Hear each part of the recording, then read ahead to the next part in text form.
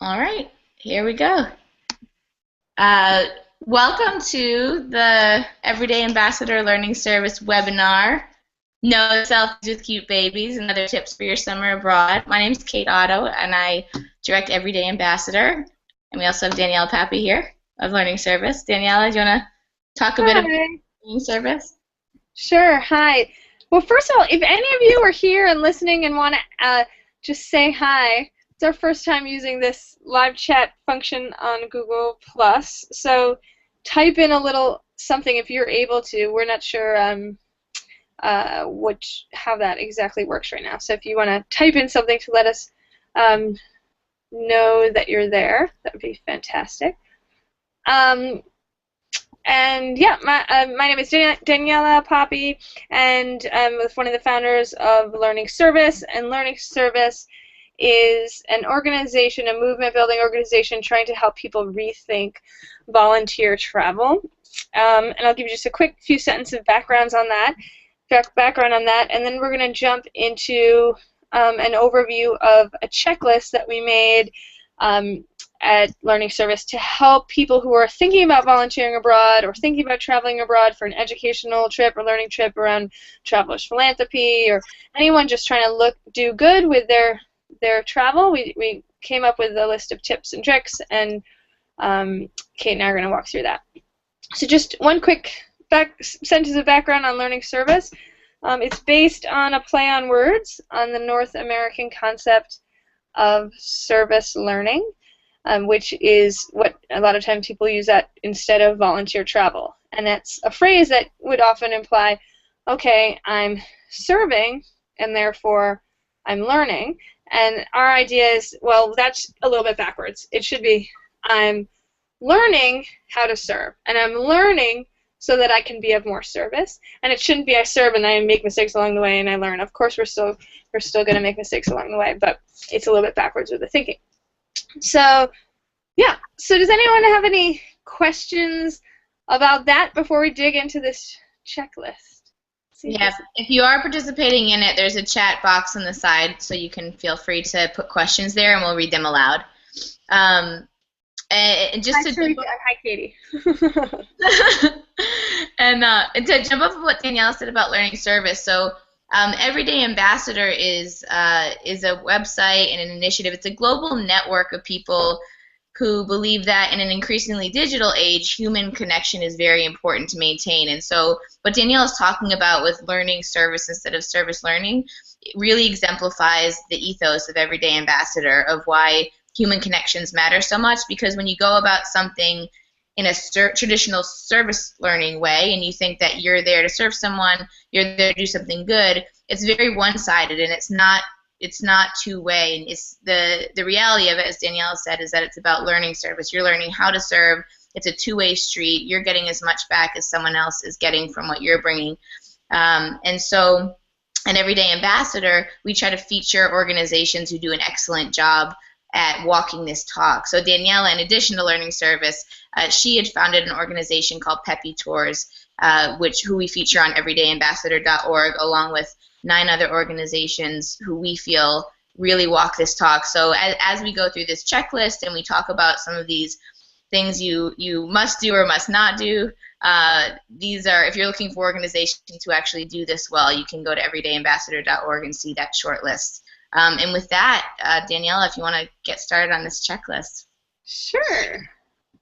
So on learningservice.info, you don't need to download it now, but if you want it in the future, you can click on resources, and then there's 2 different toolkits there. This one is called Tips and Tricks for Learning Before Helping, and I'm just going to walk through the first 2 tips.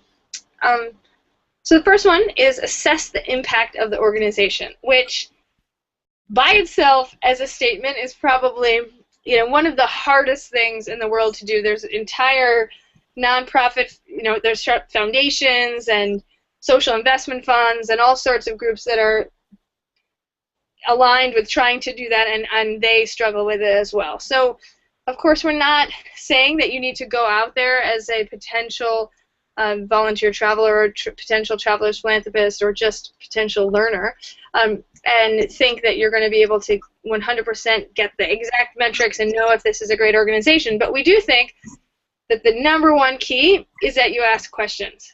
My goal is that we have a campaign someday and we've got t-shirts printed that says, I ask questions. Because I think before you give your time or your money to an organization, you have a responsibility to ask questions. Not just to yourself, but to, I ask questions. Great. I love it. our first marketing tool. And so I think one of the questions that I suggest we ask is, how do you define success? And that becomes that's a really important question to ask, because if you don't ask that question, then you've decided what you think success is for that organization. So you look online and you think, oh, this trip, they're offering trips where I get to go volunteer and teach English with kids, right? If you ask, how do you define success, and they don't know what success is, they don't know, no one can answer the question of, why are you sending us here, right? If no one can answer the question of what success looks like for sending you to give your time somewhere, then probably you're not going to be very successful at doing whatever it is that they can't define to do, right? So you want to ask, what does success look like? How are you measuring success towards those goals? If success is kind of long-term change, is there attendance metrics, test metrics, attitude? How are they testing success? And then asking them, I think also a really important part in interviewing organizations is asking them how humble and honest and open they are, which means asking them, what are you doing differently now than you were doing a year ago, 2 years ago? What do you hope you're going to be doing differently in a year that you're not doing now? Like, what mistakes have you made before? What mistakes are you making now? Where is this organization going? Because any organization that tells you everything is rosy and everything is perfect is lying. If there is no organization out there that any one of us and anybody would say is perfect all the time, right? And so I think that's a key thing. Is this an organization I trust? Are they being honest with me? And do they know what they're trying to achieve? And are they open and honest about how they're going to change to get there? Cool. Any specific questions about that first part about how do you evaluate or choose, ask an organization? We had a nice comment from Danita, who said responding with active listening is also important with asking questions. I would agree with that, Danita. Thanks for adding that. Yeah, totally. And I think part of that, maybe implied in that, Danita, is this idea that you are the learner, you are the listener, right? You are the one who this dilemma with learning service is that when we think about it as service learning or volunteering, we think, I'm going to get off the plane and say, I'm here to help, right? I'm here to do things. I'm going to give you things. Yeah, here I am, right? And whereas it needs to be, hi, I'm here to learn from you. I know I come from, a wealthy country. I paid all this money to come here. I know, but actually, I'm not the worldwide expert in your life. Actually, you're the worldwide expert in your life. And in order for me to even think that I have the slightest chance of positively impacting your life, I need to treat you like the expert in your life, and ask you, what do I need to know about this situation, right? So I think that part of active listening is maybe you've come in with some preconceived notions, or maybe you're going into that initial conversation around should you go volunteer with a group with some preconceived notions about what you could do, what you could offer, what they need, but kind of pushing that aside and saying, talk to me, what are you trying to do, and how can I help? And then if you get answers back, there's no 100% right or wrong answer. This organization is better than that organization. Some might resonate with you. For me, an organization being humble, honest, open, admitting failures, it's highly important. For me, that's highly important. And for you, if the number one thing is that they're working with, an environmental issue, and you find out, oh, they don't actually work in environmental issues, they care more about something else, well, that's fine. If you think, don't go work with them. If it doesn't fit your theory of change for your life, that's fine too. And we should add to this idea of asking questions before we move on to the second tip, is that some of you are tuning in as administrators and as program directors who bring students abroad or bring young people abroad. Some of you are students yourselves or people who are the travelers. So if you're in a situation where you can ask those questions and you're deciding where you get to go and who you spend time with, that's great. You might not be in that situation. You might be a student participating in a trip where someone else is making the decision for you, but that means that those questions then go to your program director. So it doesn't mean that you don't ask those questions. It just means that you make it clear to the people running your program that this is important to you as someone who's paying for this and going on this trip as well. So, número dos. Okay, number 2. Evaluate the management and transparency of the organization. Once again, I'm well aware that's a really hard thing to do from afar, right? So in other words, all this stuff is tricky and hard. Doesn't mean we shouldn't try and do it, but it also means just a lens that I want to put on right now is that you might make mistakes. You might do all these things and still get off the plane and find out, wow, this organization is not doing what I thought they would do. And so that's another opportunity for leadership for you to step up and say, okay, I'm going to speak out about this or change this or step away from this. So you're not going to get everything, and you also don't want to be a huge burden by asking them to write some report for why you specifically would be the messiah to come in and help this organization. But any organization that is any very reputable organization should have some sort of financial statements that they're not creating to show you, that they're fully, publishing and sharing with others. And I would say that mostly refers to nonprofits. You might not find that to be the case with social enterprises who are businesses who might be more reluctant to show you their financials. But they still should be able to talk to you through their financial model and say, when people pay us X amount of money, this is percent of money goes to here, this percent of money goes to there. They should at least have some sort of way to show you how they're spending their funds, even if they don't show you everything. But if it's a nonprofit, they should, if it's a U.S. registered nonprofit, they should have tax filings. They're required by law to have a 990, which is their annual tax filings. Those are all publicly available through a website called GuideStar. Anybody can go on and see those. So if it's a U.S. registered organization, you can just go check it out. It's not a U.S. Why don't you take that into the comment just to check out that website onto the page. And Dom, along those lines, Dom made a good point as we were finishing up number 1. He said it's also important to ask questions to people living in the community you're planning on volunteering in. And that goes to the second point as well about knowing where the money is going. So an organization might be able to tell you where the money is going or where they say it's going, but it's also great to get feedback. Once you're there, obviously you can't always do that ahead of time, but make an effort to get to know people who you might not be introduced to through the organization so you can get a sense of what the relationship is between the organization and people who are being helped by this organization. Right. And I think with all of this, when we wrote this charter, this toolkit, we thought about it as people who had it in their head that really wanted to volunteer.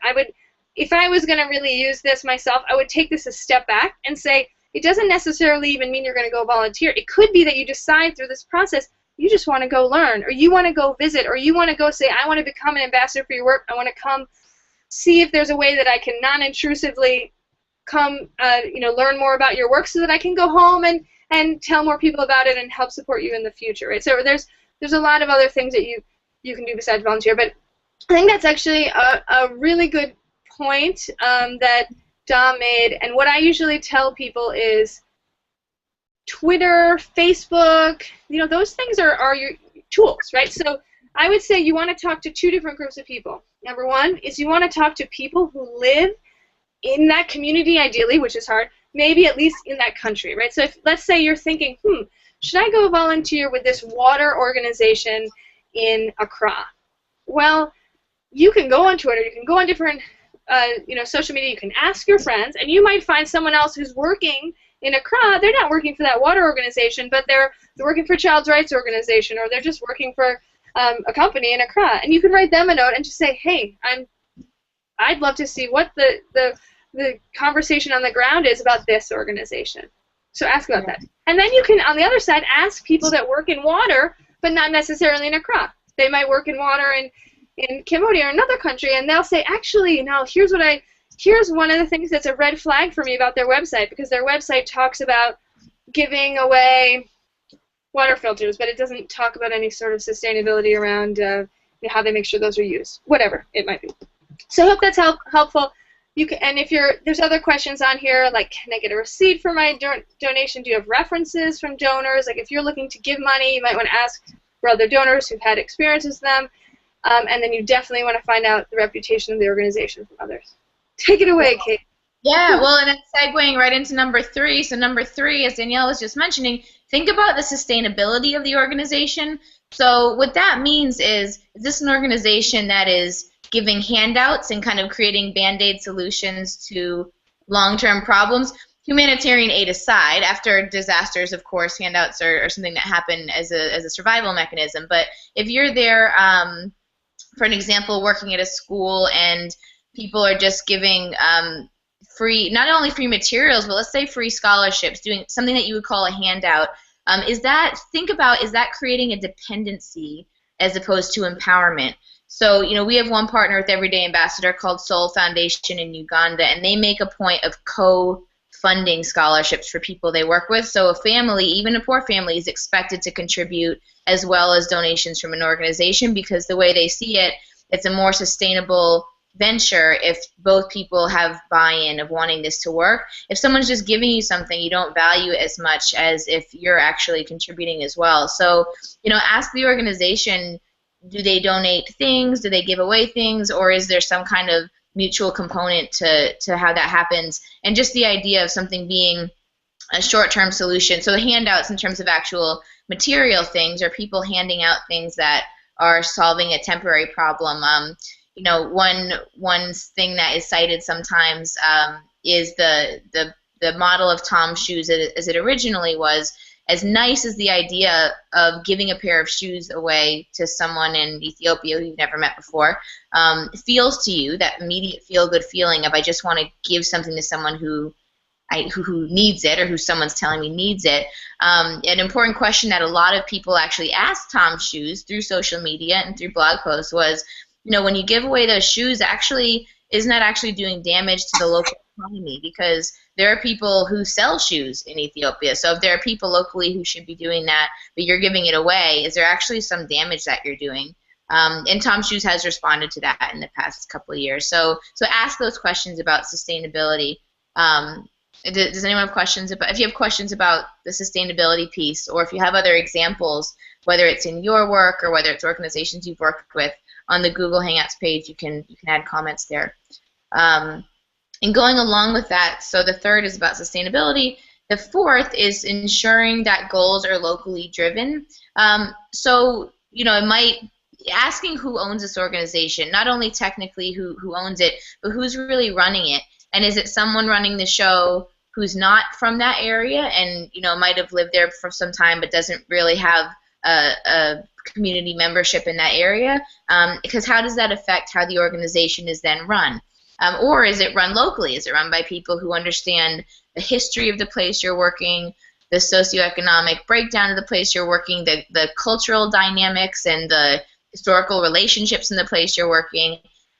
It's really important that the goals of the organization, what they hope to achieve, and the direction they're going in are dictated locally by what people who have been there for a long time and know the situation well know is a good thing, not necessarily someone who's just come in and said, I'm going to assess this situation, looks to me like this is the problem, because, for example, if you come in and you see, kids aren't going to school, we got to have a foundation that builds more schools. And I can give the example there because that was me, right?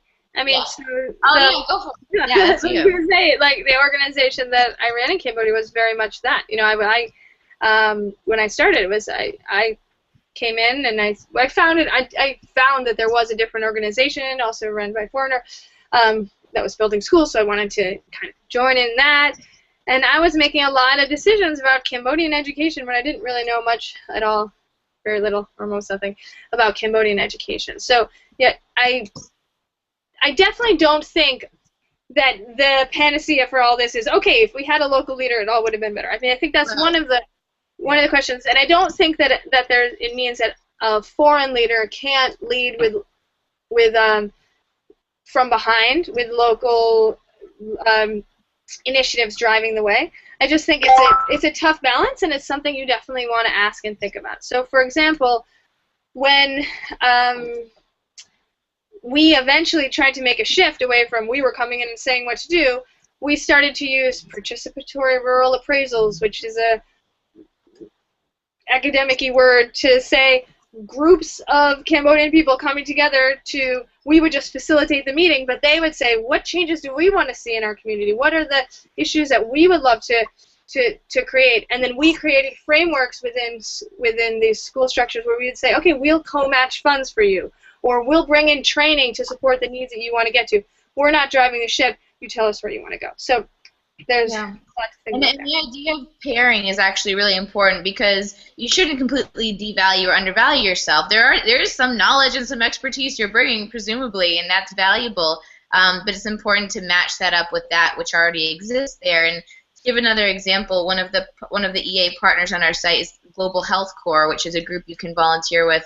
It's actually more like an internship, and you spend your year somewhere working in the healthcare sector, but they deliberately organize it so that it's someone from that country and then a foreigner who are working together for the whole year for the purpose of having that matchup. And it's people from other countries coming to America as well. It's not just a one-way Western countries out to the rest of the world. It goes in both directions. And the deliberate infrastructure of that is pairing up people who are from that place because there's value of local knowledge and understanding of what needs are, and also the inevitability that people do bring a fresh perspective and different types of expertise, and that's important as well.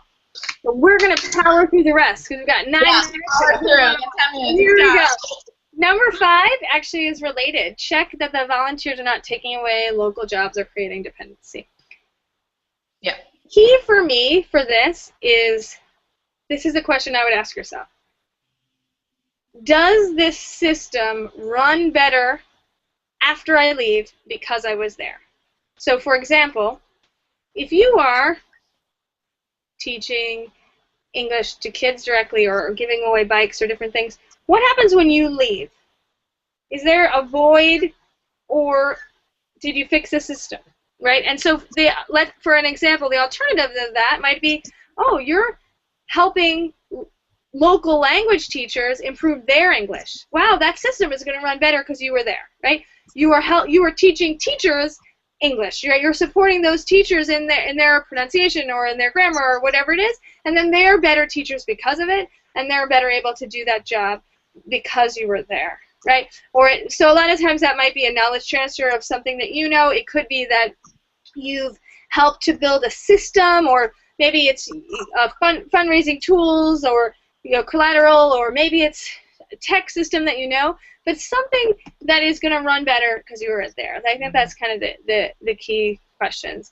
And the other question to ask is, did I all of a sudden, just because I'm a foreigner, get put in this position of authority and leadership that I really don't deserve, right? Just because I'm a foreigner. And what power dynamics does that change? So really ask yourself those questions.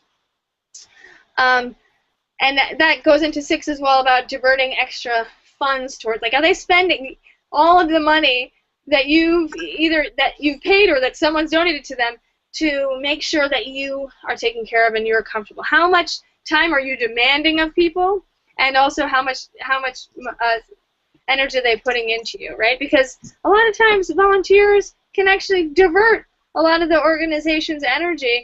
And if the executive director is spending 50% of their time working with you rather than working on whatever the mission is, then even if you're doing a really good job the other 50% of the time, it might be a misuse of resources. So ask yourself those questions. And there's a bunch of questions here. One of the key ones is, was this volunteer opportunity created so that some company out there in the world could make a profit, either the nonprofit themselves or the volunteer travel company that sent you? If nobody can answer the question of why you're there and how you're helping and how you add to this system, and instead they're just saying pay money to come, that's probably not who you want to spend your time with and your money. And I think I'm supposed to do the next one, is that right? Yep. Yep. Okay. Think about the social impact of a foreigner doing the role you're being offered. I already touched on that. Just saying, if you're put into a position where you're managing a permanent member of staff who might have more experience and skills than you, think about how does that make them feel? You know, is just your ability to, just because you went to a really great school, or the color of your skin, or any of these different reasons, is that the only reason you've been put in this position of power? Push back and say, hey, I'd love to be the assistant to that person rather than me managing them, right? Yeah. Say, I'd love to learn. I'm not an expert in this. We had a Peace Corps volunteer in the area that we worked with. He studied English, and he was put in a health role, and the community all started calling him doctor. Thank goodness he was humble. If he had been more ego-driven, he could have taken that. But he had to start telling people, I'm not doctor, right? And you have to push back and say, this is, like, I shouldn't be put in that position. Take it away. And so just to recap and then go into the last two, we've got the tips are ask questions, know where the money's going, go with sustainable organizations, make sure those organizations have locally driven goals, don't be taking away jobs from people who actually need them there, don't be diverting resources because you're there, resources and energy away from the organization, and be respectful and aware of your role as a foreigner with local staff. The eighth is, can unqualified and unvetted volunteers work directly with children? And the ninth, which I'm going to pair with this, is can volunteers generally do things here that they can't do at home? And this is where the no selfies with babies actually comes in. The idea is, for number 8, can someone who's unqualified or unvetted work with children? That's when you get this idea of, someone taking a picture with a kid whose name they don't know but is just cute and is of a different skin color and is poor, or whatever the reason is, whatever you think that says about you, whether it's positive or humanitarian or whatever you think it is, would you do that to your sister's child or someone? Would you not be horrified if some stranger came up to a child in your family and picked them up to take a picture and published it online publicly? It's not that you can't take pictures with cute babies. Danielle and I have both done that. We generally know that baby's name, know where they're from, know their family. It's fine. And I've definitely done it the wrong way, too. Yeah, the idea is that so for 8 and 9, can unqualified or unvetted people work directly with children? That's a child safety issue. Would this be allowed in your country? Thinking about background checks that are required. These are important questions to ask if kids are involved. And then more generally, number 9, can volunteers do things here they can't do at home? So would you be allowed to do what you're being put in charge to do abroad at home? If not, that should raise a red flag for you, and you shouldn't necessarily feel really excited and enthusiastic about doing something that you're not actually qualified to do back home. And it's fine to have, it doesn't mean you can't go ahead and do that if it's going to be helpful, but have a discussion about it and be transparent and be clear about what your comfort level and skill level actually is. So with a couple of minutes left, Daniela, orphanages. This is backwards. You can't see it. Orphanages.no if you want to know more about this issue, how it relates to violations and volunteering. That's a website for you to go check out, but basically reiterating what Kate said about just really being conscious of not using children as a tourist attraction, as a fundraising tool, because unfortunately there's too much of that already. We had a comment on there from Dom saying that in Ghana he's noticed a lot of Western organizations, they send volunteers to teach English, and then they end up laying off local teachers. And I'm writing a book on learning service, and we've interviewed a few volunteers who actually have had that same experience. They thought they were coming to this country to do good, and all of a sudden they find out that actually they laid off someone when they arrived. And that's not what you want to expect to be doing. So yeah. We only have, I think Kate and I would be happy to stay on a few more minutes. Does anyone have any questions that we can answer quickly while we're all here?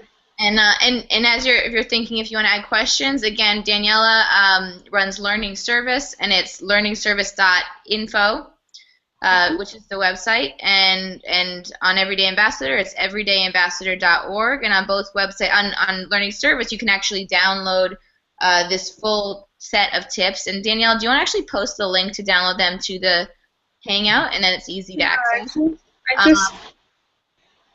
Great. And if you work with organizations who you think do a really great job with this, if you've been involved in coordinating something where you actually really care about these issues, let us know. Email us.